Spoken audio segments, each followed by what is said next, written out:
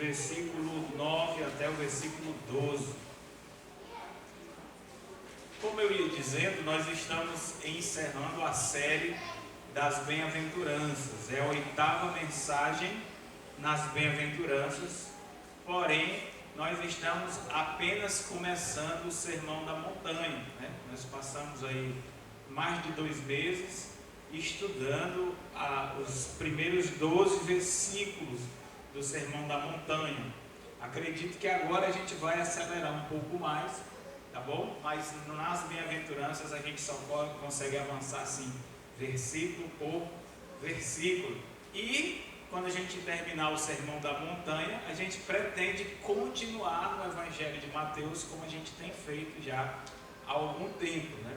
Nosso desejo é expor os 28 capítulos do Evangelho de Mateus. Se Jesus não voltar antes, estamos juntos então nessa jornada. Irmãos, vamos ler mais uma vez Mateus capítulo 5, do versículo 10 ao versículo 12.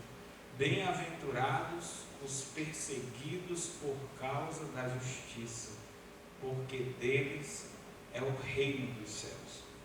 Bem-aventurados sois, quando por minha causa vos injuriarem e vos perseguirem, e mentindo disserem todo mal contra vós. Regozijai-vos e exultai, porque é grande o vosso galardão dos céus, pois assim perseguiram aos profetas que viveram antes de vós. Vamos orar.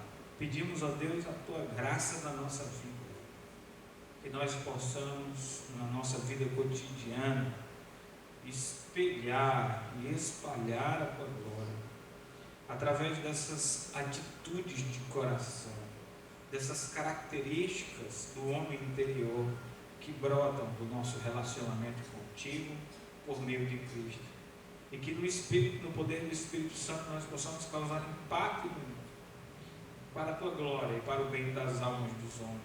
Essa é a nossa oração a Deus, em nome de Jesus, amém. Amém. As bem-aventuranças é um compromisso de Cristo com a felicidade dos seus seguidores. É possível ser feliz, e essa felicidade é uma felicidade contra o senso comum. É difícil os homens pensarem em felicidade com pobreza de espírito, ou como a primeira bem-aventurança diz, ou com perseguição, como a última bem-aventurança assevera. No entanto, nós precisamos entender que isso aqui é a felicidade segundo Jesus, não segundo o homem, não segundo o mundo, não segundo o nosso próprio entendimento ou senso comum. Não é de se admirar que haja um choque aqui de realidade de pensamento. E Jesus deixa claro que essa felicidade indizível, profunda e ultra circunstancial, porque não depende das circunstâncias, sejam favoráveis ou desfavoráveis, é uma felicidade interior que possui todo discípulo de Cristo por causa do seu relacionamento com Deus, por meio de Jesus. Então, as bem-aventuranças, as 8 bem-aventuranças, elas foram agrupadas para ajudar nosso entendimento em 2 grupos. As primeiras 4 bem-aventuranças, elas descrevem atitudes que são mais relacionadas de coração, que são mais relacionadas ao início da vida cristã. Quando nós começamos a nossa vida cristã, nós adentramos na vida cristã, nós passamos das trevas para a luz, desenvolvemos um relacionamento inicial com Cristo através da admissão da nossa necessidade, pobreza de espírito. Experimentamos a graça de Deus quando nós batemos na sua porta como mendigos, que nada temos para oferecer e que precisamos ser enriquecidos pela sua graça. Também vem o quebrantamento, que quando nós admitimos o quão falidos nós somos espiritualmente, nós somos sensibilizados, as nossas afeições são tocadas e nós nos quebrantamos. O Moody disse que aqui correm no nosso rosto a verdadeira água benta. São as lágrimas de arrependimento que santificam o nosso coração e que santificam a nossa vida, onde o próprio Deus desce para nos consolar. o que se segue a isso é a mansidão, aquele desejo de se submeter docemente à vontade de Deus e aceitar com paciência os castigos, as consequências dos nossos pecados e dos nossos erros. Vem então a fome e a sede de justiça, o desejo de perdão pelas injustiças que nós cometemos e o desejo de experimentar na nossa vida aquela justiça que decorre da obediência à lei de Deus. E a fonte da satisfação dessas duas dimensões da justiça, o perdão para os nossos pecados e o poder para viver uma vida de acordo com a vontade de Deus, brotam do mesmo lugar, de Cristo Jesus. É o sangue de Cristo que nos perdoa e que nos purifica de todo o nosso pecado. Por isso que é bem-aventurado aqueles que têm fome e sede de justiça, porque em Cristo Jesus eles serão fartos. Então, quando a vida surge, aí a gente começa a desenvolver uma continuidade, uma característica que está mais relacionada à continuidade da vida cristã, algumas características, perdão. Então, o que vem a ser, em primeiro lugar, a misericórdia. Uma pessoa que se converteu, que passou por uma experiência de passar das trevas para a luz, que é uma nova criatura em Cristo, ela é marcada pela misericórdia. E quanto mais misericórdia ela dá, mais misericórdia ela tem. Ela também é marcada por uma profunda pureza, uma pureza a nível do coração, que é galardoada com a comunhão com Deus aqui na terra e a visão de Deus no reino dos céus. Também vem os pacificadores, mensagem do domingo passado.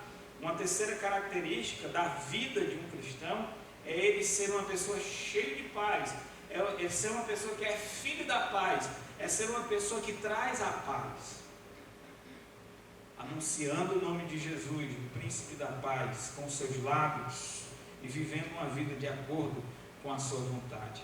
Muito bem, e por fim, como se fecha esse ciclo? A perseguição. Por incrível que pareça, a perseguição por causa de Cristo é um motivo de grande alegria e devem ser considerados bem-aventurados, porque são considerados bem-aventurados pelo próprio Cristo, aqueles que são perseguidos por causa da justiça. Se as 8 bem-aventuranças são uma escada de progresso espiritual, o auge, o patamar, o último degrau é você alcançar esse nível em que você passa a ser perseguido por causa da justiça, por causa do nome de Jesus, e demonstra uma paciência e uma satisfação em assim sofrer por causa do Mestre.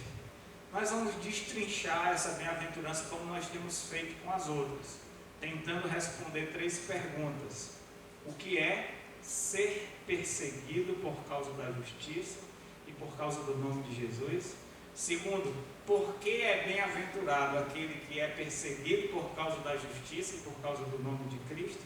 E em terceiro lugar, como ser mais perseguido por causa da justiça e por causa do nome de Jesus? Muito bem, o que é ser perseguido por causa da justiça?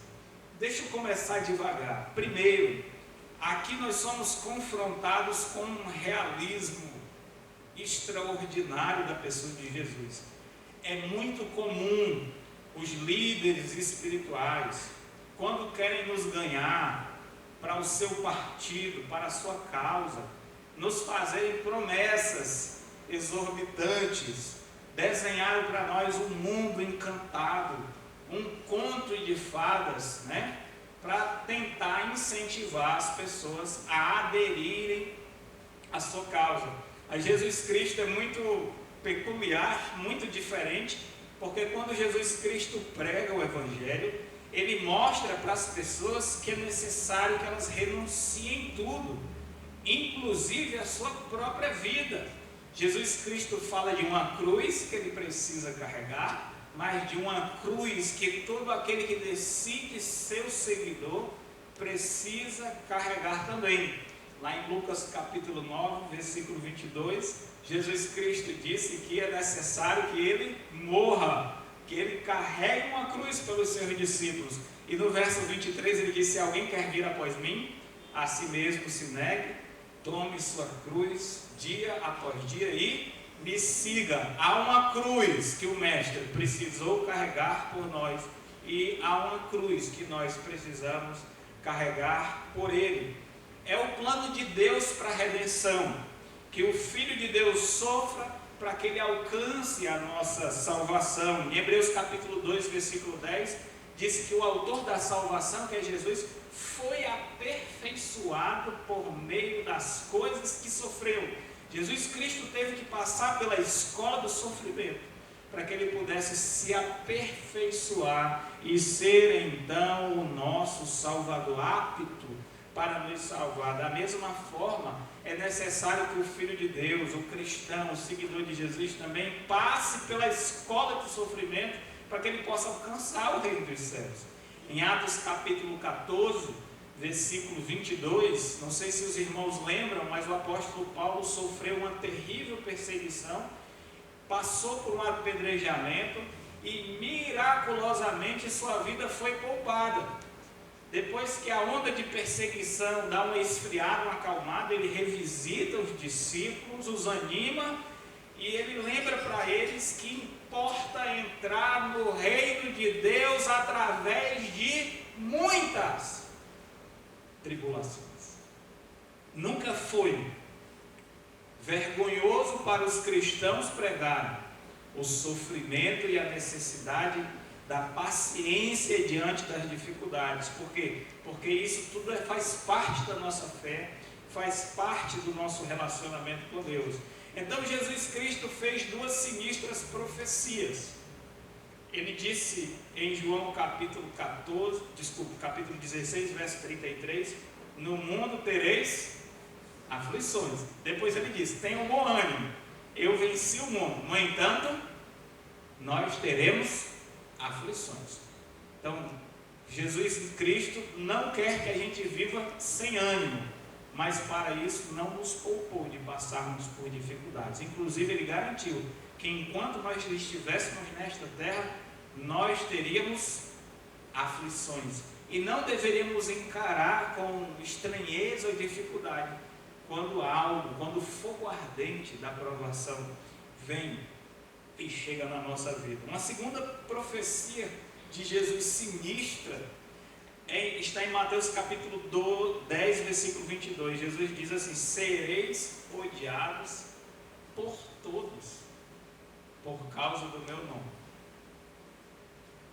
Jesus Cristo nos garantiu que durante a história da igreja e do povo de Deus na terra, ele não só perderia o amor de alguns, mas ganharia o ódio de outros. E vai chegar um momento da história da humanidade em que esse ódio ao povo de Deus por causa de Cristo vai alcançar proporções globais. Se fala aí em homofobia, misoginia, né? E outros tipos de ódios, né? Ódio à mulher, ódio aos homossexuais, heterofobia, que é o ódio ao heterossexual, e a cristofobia. O ódio a Cristo, não existe um povo na terra que tenha experimentado tanto ódio como os cristãos ao longo da história. Inclusive o desaparecimento programado, políticas de governo que forçam o desaparecimento de cristãos através da perseguição, vão diminuindo a população de cristãos ao longo dos anos e décadas, exterminando, sufocando a igreja com perseguição, fazendo com que os cristãos migrem para outros lugares para poder sobreviver, e os que permanecem ali que morram. Não existe um povo na terra que tenha passado por tanta perseguição, e não existe um ódio. É que a gente está tão acostumado com isso que a gente nem percebe. Mas quem aqui nunca levou uma injúria, foi perseguido, puxaram o seu tapete, lhe criticaram? por causa da sua fé. Então, tanto as aflições como as perseguições são constantes na vida do povo de Deus. Eu queria fazer uma distinção entre tribulação e perseguição.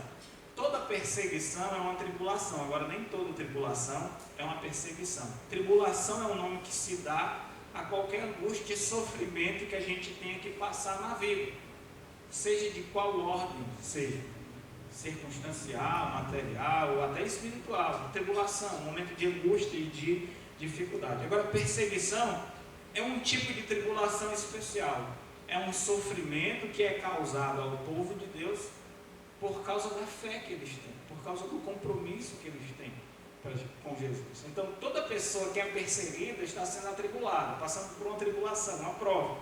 Porém, nem toda tribulação é uma perseguição. Às vezes, a tribulação não acontece por causa do nosso relacionamento com Cristo, tá? Diretamente, por um ódio a Cristo ou a sua causa, mas porque faz parte da vida, uma tribulação. Mas a perseguição é algo intencional, é uma tribulação intencional, é um ódio, é uma agressão, é o sofrimento causado por pessoas, por governos, por uma sociedade, em pequena ou grande escala, por causa do relacionamento que essas pessoas têm com o Senhor Jesus Cristo. Agora, note que Jesus diz o seguinte: bem-aventurados são os perseguidos. Mas note que ele diz: bem-aventurados os perseguidos por causa da justiça, verso 10, desculpe. No verso 11, bem-aventurados sois quando por minha causa vos injuriarem, vos perseguirem e mentindo disserem todo mal contra vós. É muito claro aqui, muito importante a gente pontuar isso, porque às vezes você é um cristão e você está sofrendo e você começa a se fazer a mentalidade de vítima, de eu estou sofrendo porque eu sou cristão. Opa, será? Às vezes nós estamos sofrendo pela nossa própria maldade, pelos nossos próprios erros. Às vezes as pessoas nos tratam mal, não porque nós somos justos e cristãos, mas porque nós somos hipócritas e cometemos erros e pecamos, não só traindo a nossa fé, mas como prejudicando a vida das pessoas. Em 1 Pedro, vamos lá, 1 Epístola de Pedro, capítulo 3, o apóstolo Pedro faz essa distinção. As pessoas a quem ele escreve estavam passando por grande perseguição. Mas ele diz o seguinte no verso 13, 1 Pedro, capítulo 3, versículo 13: ora, quem é que há de vos maltratar, se fordes zelosos do que é bom? Mas ainda que venhais a sofrer por causa do que? Da justiça, bem-aventurados sois. Não vos amedronteis, portanto, com as suas ameaças, nem fiqueis alarmados. Antes, santificai a Cristo como Senhor em vosso coração, estando sempre preparados para responder a todo aquele que vos pedir a razão da esperança que há em vós, fazendo-o todavia com mansidão e temor, com boa consciência, de modo que naquilo em que falam contra vós outros, fiquem envergonhados os que difamam o vosso bom procedimento em Cristo. Porque, se for da vontade de Deus, é melhor que sofrais por praticardes o que é bom, do que praticando o que é mal. Então, às vezes, uma pessoa é um cristão, ok?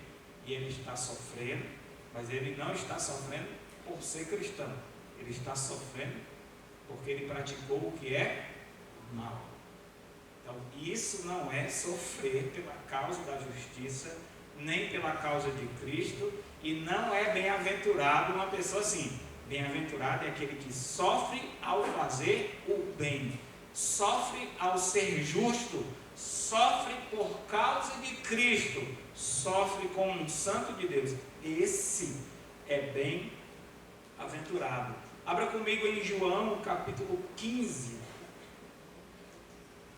João, capítulo 15.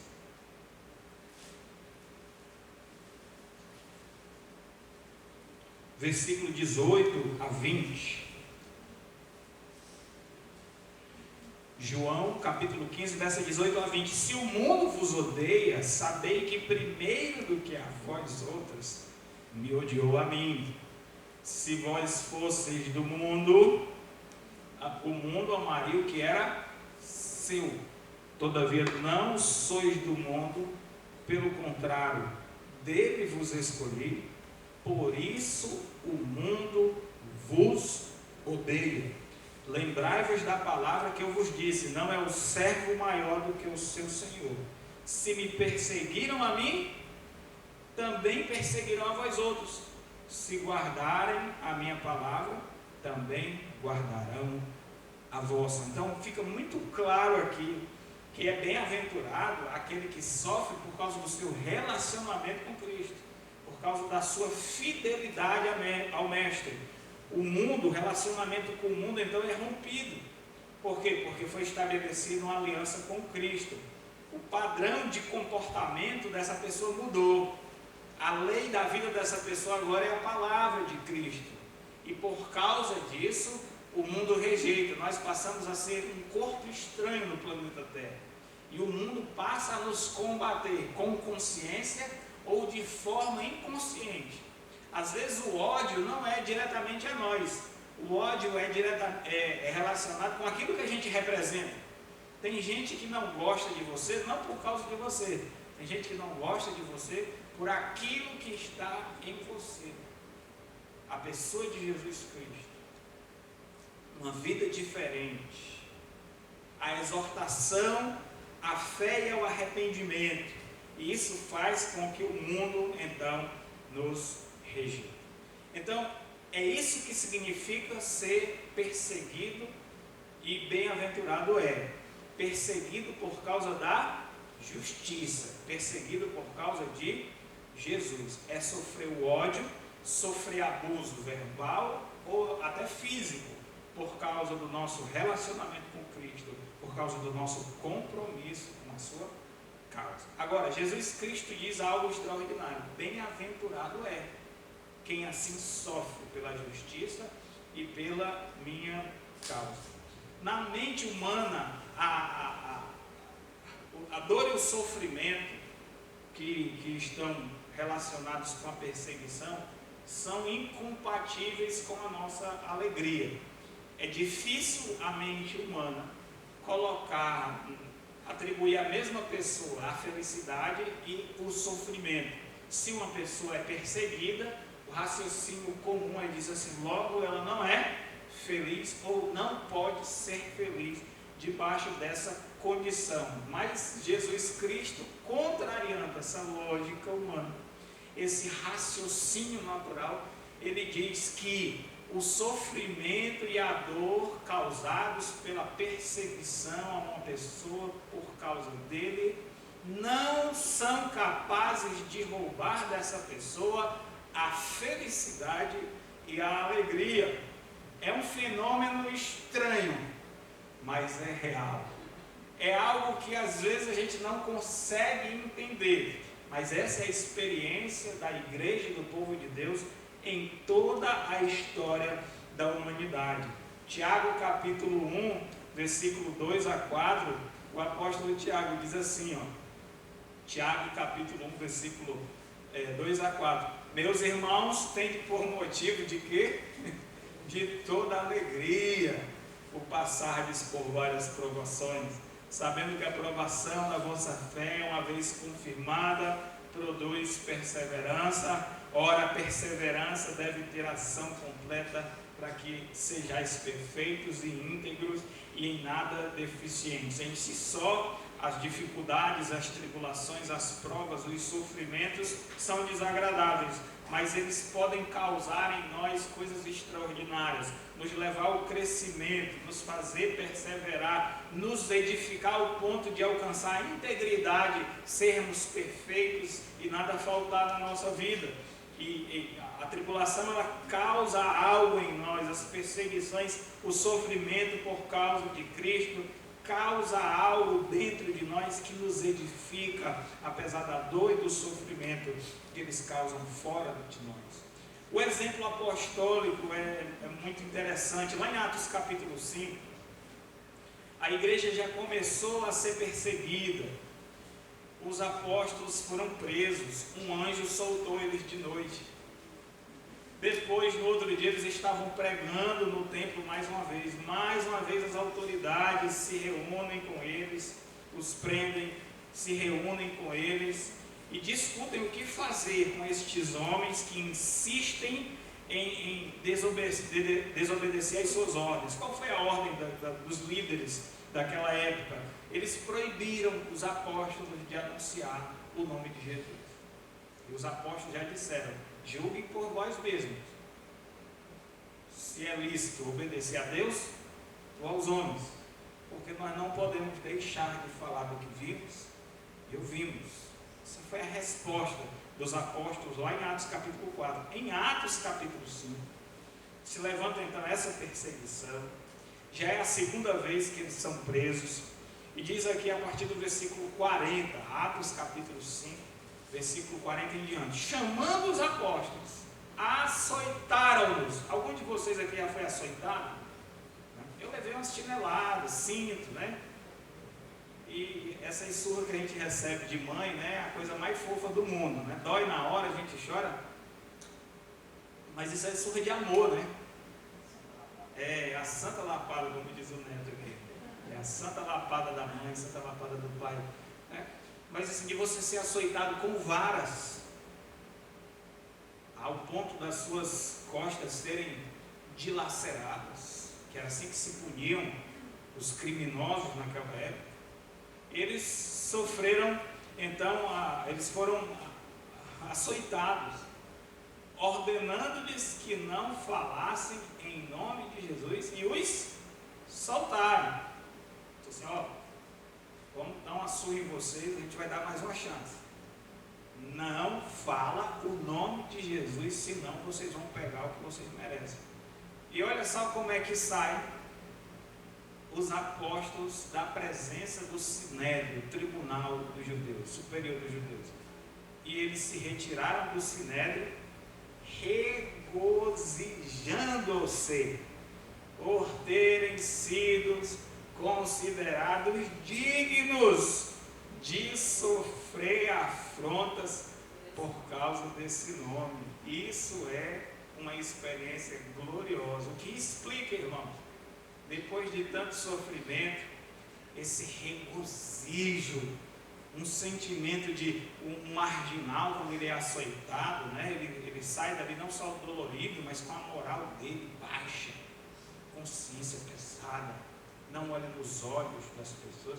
Mas os apóstolos saíram daquela experiência de sofrimento injusta, que esse é o pior tipo de sofrimento, que quando você merece aquilo, você, pelo menos sua consciência diz: sofre porque tu está merecendo, né? Aceita porque tu está merecendo. Nossa consciência até nos ajuda, mas quando você não merece aquilo, é difícil, psicologicamente falando, a gente aceitar. Então o sofrimento se torna maior, mas eles saíram de cabeça erguida, com o coração ardendo de alegria. Por quê? Porque eles apanharam por Cristo. E eles consideraram um grande privilégio, uma grande glória, passar por aquela experiência humilhante e sofrida por causa de Jesus. E aí eles obedeceram a ordem: não pregue de jeito nenhum em nome de Jesus. Olha o que diz o versículo 42. E todos os dias, eles eram rebeldes, né? Rebelde do bem aqui, ó.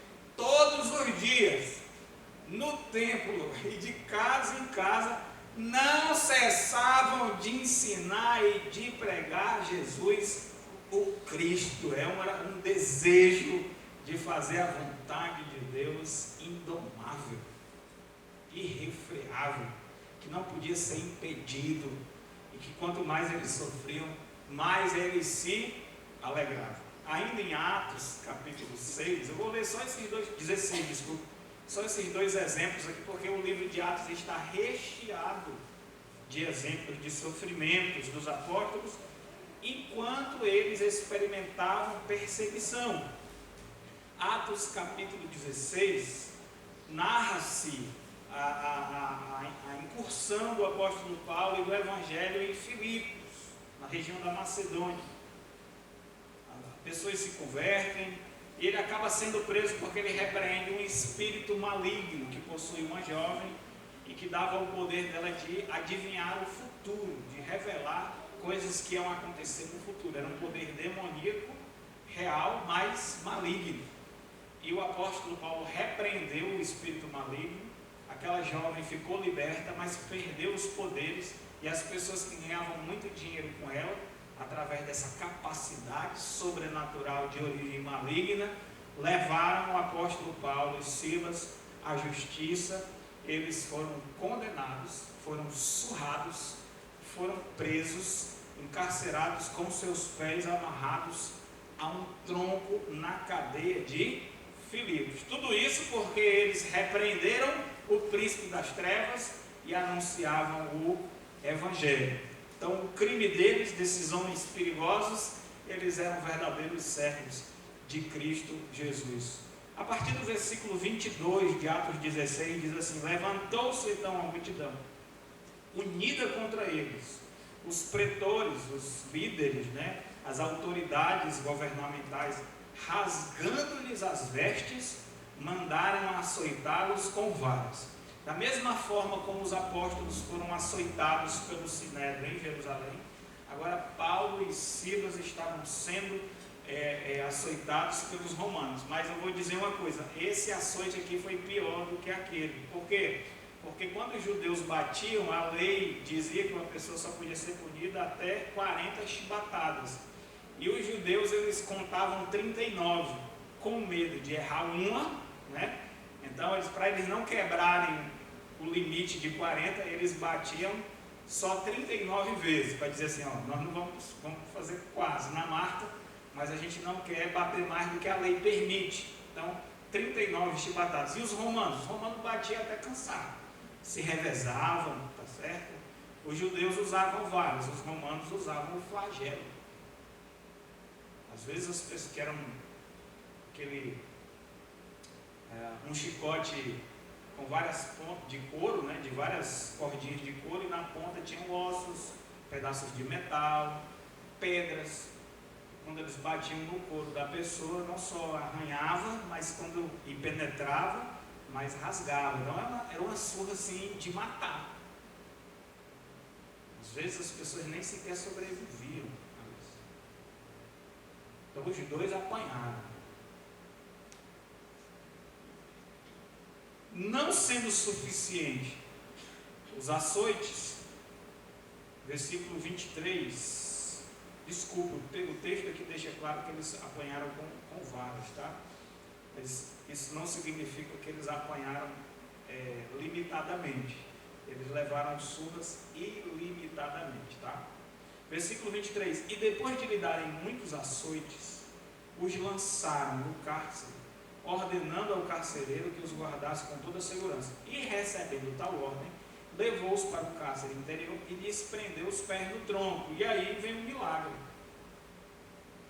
Por volta da meia-noite, Paulo e Silas oravam e cantavam louvores a Deus. E os demais companheiros da prisão o escutavam. Depois diz que sobreveio um terremoto, os alicerces da prisão se sacudiram e todas as portas se abriram e todas as cadeias dos presos se soltaram. Esse foi um grande milagre no versículo 26, mas para mim o maior milagre é o versículo 25. A atitude de Paulo e de Silas, encarcerados injustamente, depois de sofrerem açoites e humilhação, estavam fazendo o quê? Orando e cantando louvores por volta da meia-noite. Que coisa extraordinária! É um fenômeno difícil de entender, mas que é real.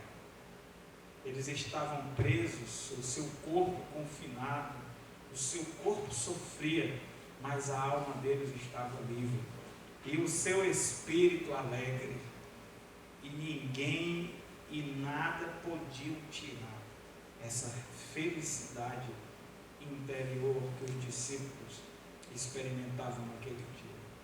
porque são bem-aventurados aqueles que sofrem por causa da justiça, aqueles que sofrem pela causa de Cristo. Primeiro, meus irmãos, porque essa é a grande oportunidade que nós temos de confessar a Jesus. Em Mateus capítulo 10, versículo 32 e 33, tem um texto muito conhecido da Bíblia. Diz assim, ó: portanto, todo aquele que me confessar diante dos homens, também eu confessarei diante do meu Pai que está nos céus. Mas aquele que me negar diante dos homens, também eu negarei diante do meu Pai que está nos céus. Ora, eu quero que vocês notem isso, que esse ato de confessar a Jesus na terra, diante dos homens, e que tem uma repercussão eterna diante de Deus nos céus, ele se dá em contexto de perseguição. Se você leu desde o versículo 24, o contexto é Jesus estimulando os seus discípulos a se manterem firmes na fé, mesmo em face da perseguição e da ameaça da morte. Versículo 24 e 25, o discípulo não está acima do seu mestre, nem o servo acima do seu senhor. Basta ao discípulo ser como o seu mestre, e ao servo como ao seu senhor. E se chamaram Beelzebul, se blasfemaram do dono da casa, quanto mais dos seus domésticos.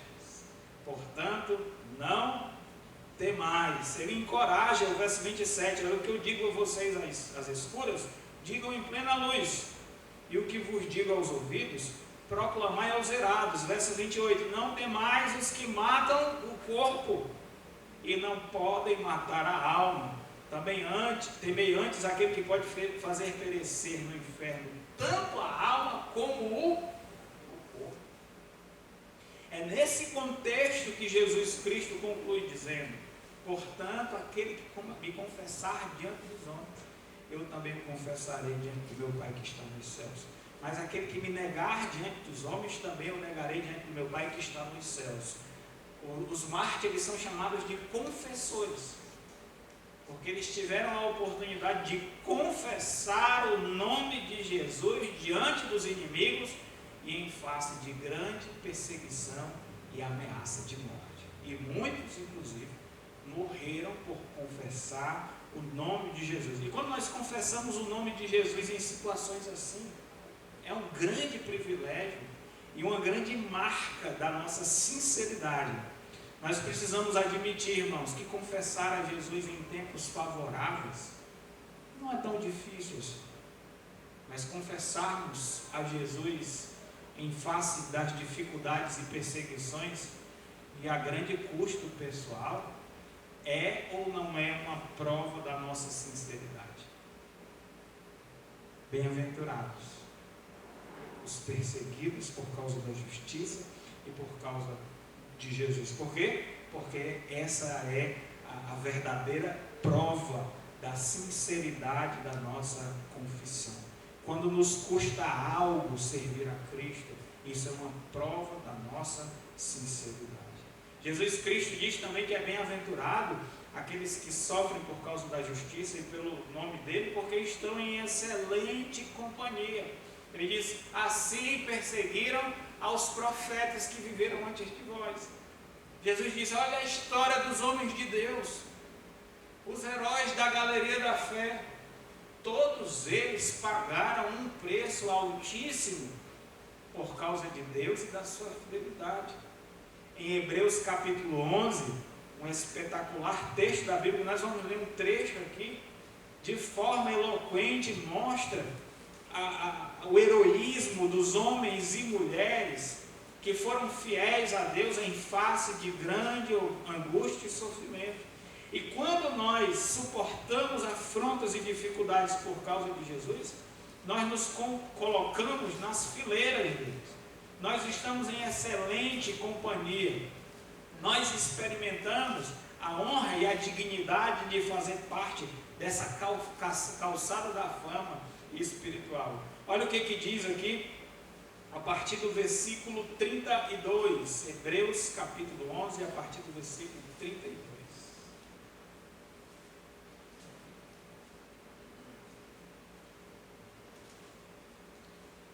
E que mais direi? Certamente me faltará o tempo necessário para referir o que há a respeito de Gibeão, de Baraque, de Sansão, de Jefité, de Davi, de Samuel e dos profetas, os quais por meio da fé subjugaram reinos, praticaram justiças, obtiveram promessas, fecharam a boca dos leões, extinguiram a violência do fogo, escaparam ao fio da espada, da fraqueza tiraram força, fizeram-se poderosos em guerra, puseram em fuga exércitos estrangeiros.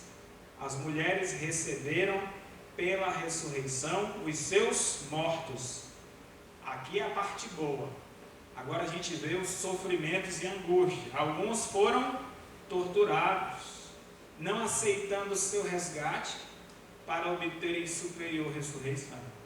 Outros, por sua vez, passaram pela prova de escárnios e açoites, sim, até algemas e prisões.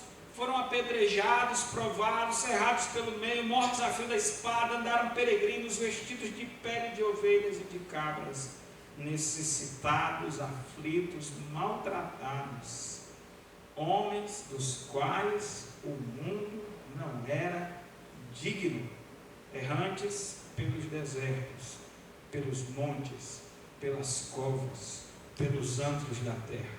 Ora, todos estes que obtiveram bom testemunho por sua fé, não obtiveram, contudo, a concretização da promessa, por haver Deus provido coisa superior a nosso respeito, para que eles sem nós não fossem aperfeiçoados.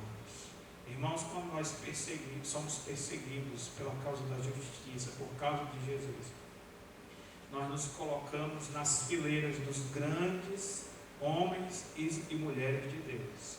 Nós marcamos as nossas mãos e os nossos pés na calçada dos heróis da fé.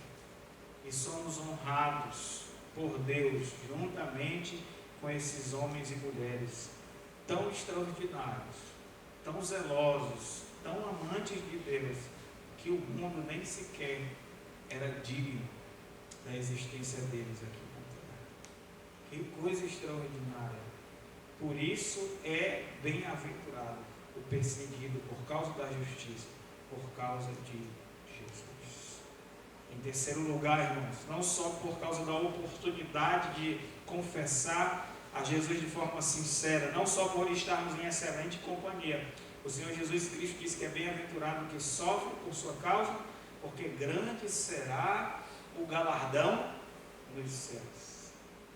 No livro de Apocalipse, capítulo 21, começa a se narrar as glórias do novo céu e da nova terra, e se diz lá que Deus enxugará, Deus mesmo enxugará dos olhos todas as nossas lágrimas. A impressão que eu tenho é que quanto maior o sofrimento a gente experimentar na terra, maior será o nosso conforto nos céus. No capítulo 6 de Apocalipse, do verso 9 a 11, é descrito os tempos terríveis da tribulação, onde muitos mártires, muitas pessoas morrem pela causa de Cristo, e eles estão colocados num lugar especial do templo celestial. Suas almas estão ali debaixo do altar, e eles têm um acesso imediato à presença de Deus. Isso mostra o privilégio com o qual as pessoas que sofrem pela causa de Cristo e derramam a sua vida por amor a Ele, como eles têm privilégios no reino dos céus. Jesus disse: grande será o vosso galardão no reino dos céus. A impressão que nós temos é que quanto maior o sofrimento na terra, maior a glória que nós vamos experimentar nos céus pela causa de Cristo. Em Marcos capítulo 10, o apóstolo Pedro pergunta a Cristo uma pergunta muito curiosa. Marcos capítulo 10, a partir do versículo 28. Então Pedro começou a dizer-lhes: eis que nós tudo deixamos e te seguimos. Querendo dizer assim: e agora? Qual é o resultado disso? A gente abriu mão de tudo. Deixamos família, emprego, estamos andando nesse sol quente. Lembra que Jesus Cristo falou que o Filho do Homem não tem onde pousar a cabeça, embora os passarinhos tenham os ninhos e as raposas tenham os seus covis. Ele disse: o Filho do Homem não tem onde reclinar a cabeça. Quando ele foi fazer uma ilustração, ele pediu uma moeda, que alguém da multidão desse uma moeda, porque ele não tinha nenhuma no bolso. Viviam numa situação peregrinos, né? Dependendo da hospitalidade das pessoas. Comiam onde a comida lhes era oferecida. Pedro, ser pescador, não era essas Coca-Colas todas, né? Mas ele pelo menos tinha o peixe nosso de cada dia ali. Mas com Jesus a vida deles era assim, ser perseguidos pelas autoridades judaicas, pelos políticos de Roma, pela indisposição de algumas pessoas do povo, de lugar em lugar. Às vezes, quando ele fazia um milagre, as pessoas queriam adorá-lo e ao mesmo tempo outros queriam matá-lo. E os discípulos participavam de tudo isso com Jesus. Pedro diz assim, pergunta sincera, né? Senhor, nós deixamos tudo, e aí? Bem-aventurados os que sofrem por causa da justiça, porque deles, o galardão deles no céu é o quê? Grande. E não é só no céu não, também na terra. Olha o que diz aqui. Em verdade vos digo, diz Jesus, que ninguém há que tenha deixado casa, ou irmãos, ou irmãs, ou mãe, ou pai, ou filhos, ou campos por amor de mim, por amor do Evangelho, que já não receba no presente o centúplo de casas, irmãos, irmãs, mães, filhos e campos com perseguições, amém? E no mundo por vir a vida eterna. Jesus coloca as perseguições aqui até como uma bênção. O que Jesus Cristo está dizendo é o seguinte, que a alegria de servir a Cristo e a sua causa é 100 vezes mais do que qualquer coisa que a gente tenha que sofrer ou deixar para trás. Não só na terra, mas principalmente quando a gente chegar nos céus. Grande será o nosso galardão. Nós já respondemos duas perguntas: o que é ser perseguido por causa da justiça e por causa de Cristo? Por que é bem-aventurado quem é perseguido por causa da justiça e por causa de Cristo? E agora a terceira pergunta: como nós podemos ser perseguidos por causa da justiça? Por aniversário de 50 anos da Portas Abertas, o irmão André esteve no Brasil e fez uma conferência que eu assisti, não presencialmente, mas por vídeo, e ele contou que foi entrevistado em algum país aqui do Ocidente, e perguntaram para ele: irmão André, você acha que a igreja do Ocidente passará por alguma perseguição nos próximos anos? Aí ele disse: de jeito nenhum. Aí, por quê? Porque a igreja do Ocidente não merece ser perseguida. Para a gente merecer, para a gente ser perseguido, a gente precisa merecer. Então, como merecer ser perseguido? Essa é a pergunta que eu vou querer responder agora. Primeiro, irmãos, um compromisso à causa de Cristo inquebrantável. Em Atos capítulo 9, nós temos o relato da conversão de Paulo. O próprio Jesus aparece a Ananias e diz: olha, vai à casa direita, na rua direita, na casa de Judas, e você vai batizar o apóstolo Paulo, vai orar e ele vai ficar bom. Ele diz: mas Senhor, esse homem veio aqui, perseguiu o teu povo, está com cartas. Ele disse: vai, porque para mim, no verso 16, ele é um instrumento escolhido. E eu vou mostrar para ele o quanto importa ele sofrer por causa do meu. Em Atos capítulo 26, agora 26, verso 18, o apóstolo Paulo dando testemunho diante de um magistrado acerca da sua conversão, ele diz que Jesus falou para ele as seguintes palavras. Atos capítulo 26, versículo 18. para lhes abrires os olhos e os converteres das trevas e da potestade de Satanás para Deus, a fim de que eles recebam perdão de pecados e herança entre aqueles que são justos. Vou ler mais uma vez. Para lhes abrires os olhos e os converteres das trevas para Deus e da potestade de Satanás para Deus, a fim de que recebam eles remissão de pecados e herança entre os que são santificados pela fé em mim. Continua, pelo que, ó rei Agripa, não fui desobediente à visão celestial, mas anunciei primeiramente aos de Damasco e em Jerusalém, por toda a região da Judéia, e aos gentios que se arrependessem e se convertessem a Deus, praticando obras dignas de arrependimento. Por causa disso, alguns judeus me prenderam, estando eu no templo, e tentaram matar.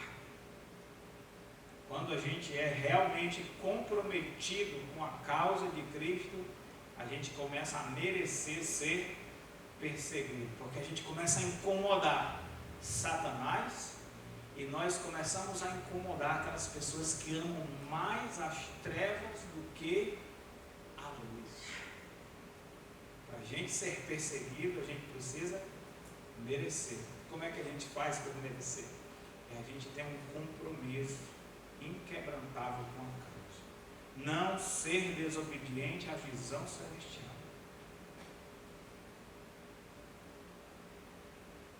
Mas isso, pode ter certeza, vai atrair para nós muita dor e sofrimento. Em segundo lugar, semelhança com Cristo. Semelhança com Cristo.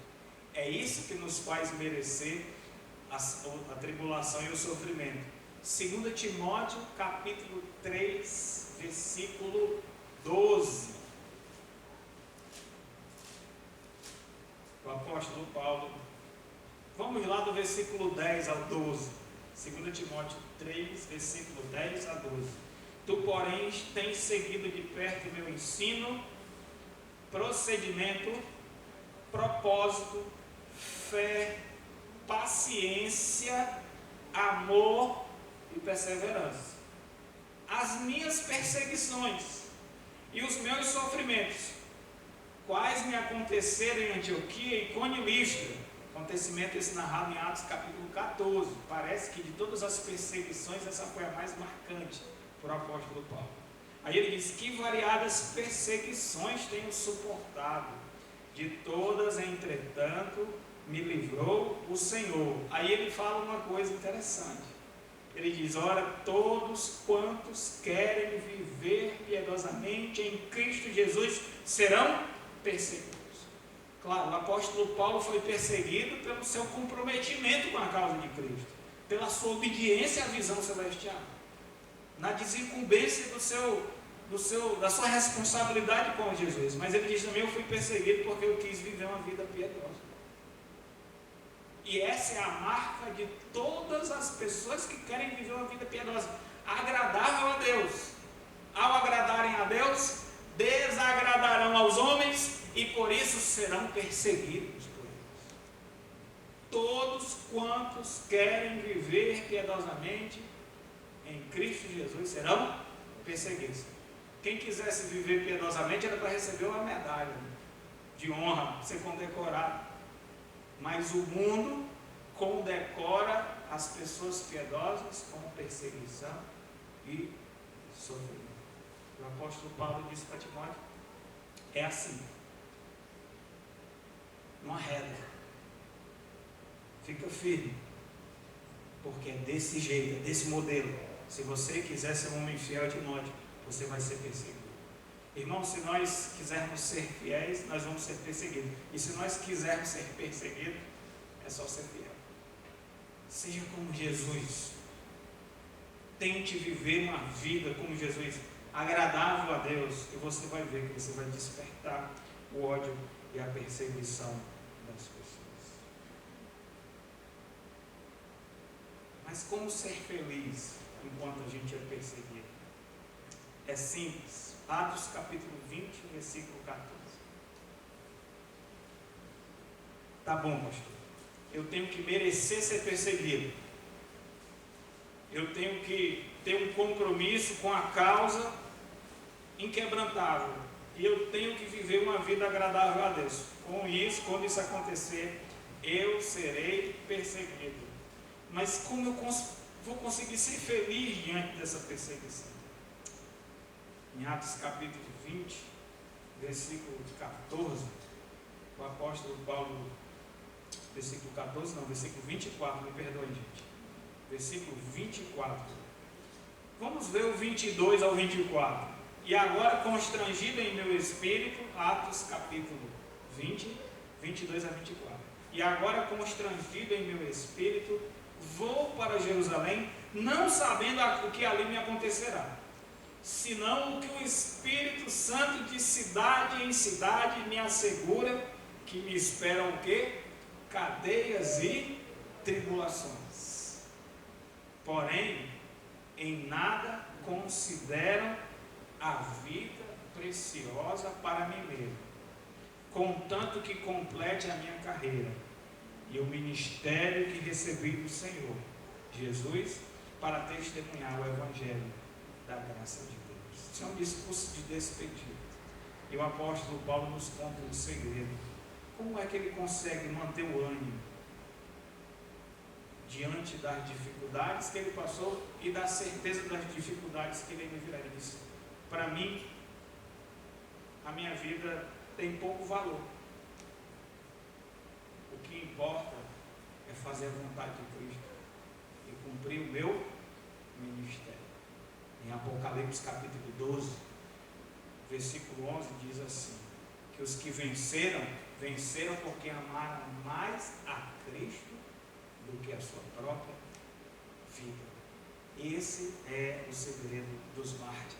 Porque que eles cantam enquanto eles apanham, porque eles perdoam aqueles que lhe perseguem, porque eles não abrem mão e não voltam atrás mesmo diante da morte, porque eles pulam de alegria quando são perseguidos, porque eles amam mais a Jesus, a sua causa, do que a sua própria vida. Eu vou contar, para concluir, duas histórias curtas. Primeiro, da Ellen Roosevelt. Ellen Roosevelt foi uma médica britânica que foi missionária no Congo pela Cruzada Mundial de Evangelização. Teve um momento de guerra e a maioria das pessoas da comunidade missionária voltaram para a Inglaterra para se proteger do período de guerra, e ela decidiu ficar, porque ela fundou um hospital, ela fundou um orfanato, ela cuidava de crianças, e ela resolveu permanecer no Congo. Os combatentes, os guerrilheiros, entraram na região dela e invadiram a sua casa, a sequestraram, e ela foi estuprada durante dias, várias vezes, por várias pessoas. Felizmente ela sobreviveu, foi resgatada, mas voltou para o Reino Unido e se recuperou do sofrimento que ela passou enquanto estava ali na guerra. Costelas quebradas, o espírito fragmentado pelo sofrimento e a humilhação que ela passou, mas contrariando todas as expectativas, quando ela se recupera, ela volta para aquele país e continua servindo o Senhor fielmente. Perguntaram para ela de onde vinha essa força. Ela disse: é preciso a gente se satisfazer só com Cristo. Quando a gente está satisfeito com Cristo, nada mais importa. O Richard Waldron foi quem fundou aquele ministério A Voz dos Mártires. Ele passou 14 anos confinado numa prisão comunista na Romênia, por ser pastor, por ser um propagador da fé. Ele foi torturado diariamente. A maior parte desse tempo ele ficou numa solitária. Quando ele saiu da cadeia, depois de 14 anos, foi permitido ele sair da Romênia, e ele então emigrou para os Estados Unidos, e lá ele fundou o Ministério A Voz dos Mártires, para conscientizar as pessoas o que o povo de Deus estava sofrendo debaixo do regime comunista. E no seu livro, no Subsolo de Deus, ele diz assim: me foi pedido, me foi solicitado que eu relatasse os sofrimentos que eu passei durante 14 anos numa prisão na Romênia. Mas eu pergunto, que sofrimentos foram os melhores anos da minha vida? Os anos de prisão não me pareceram tão longos, porque descobri sozinho em minha cela que além da fé e do amor, há em Deus um deleite, um profundo e extraordinário deleite de felicidade, e que nada no mundo se pode comparar nem tirar do nosso coração. Regozijai-vos e exultai, porque grande é o vosso galardão nos céus. Isso é uma herança de todo filho de Deus, não é um privilégio de alguns. Todos nós podemos sofrer por causa de Cristo. Todos nós devemos merecer sofrer por causa de Cristo. E todos nós podemos, mesmo no sofrimento e na perseguição, nos regozijar e pular de alegria.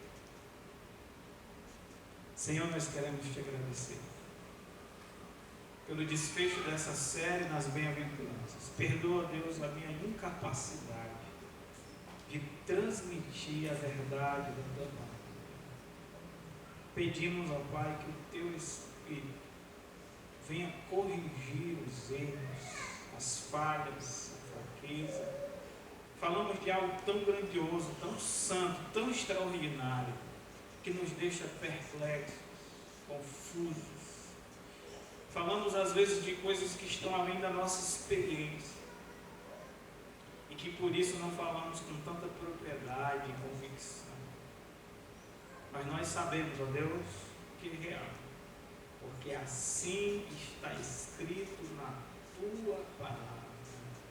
Ó Deus, esse deleite extraordinário, profundo, precioso, que desfruta aqueles que estão sofrendo pela causa da justiça, é real. E não é privilégio de poucos, é a herança de todo o Filho de Deus. Que quando nós, ó Deus, sofrermos em alguma medida pela tua causa, formos perseguidos, caluniados, injuriados, prejudicados, pelo fato de sermos comprometidos com Cristo, nos dá não só a paciência de suportarmos essas dificuldades e contrariedades, mas nos dá, Senhor Deus, essa alegria que é fruto do teu Espírito Santo, que excede a compreensão, e possamos dar testemunho, Deus, para este mundo, que nós amamos mais o Senhor do que os nossos bens, o nosso bem-estar, ou até da nossa própria vida. E é só aí, é só quando nós realmente, ó Deus, amamos a Cristo acima de tudo e de todos, é que nós vamos ser verdadeiramente felizes, não importa as circunstâncias. É em nome desse Cristo que morreu por nós e que é capaz de nos encher o coração de alegria, que o mundo não pode nos dar e nem retirar, é que nós oramos. Amém.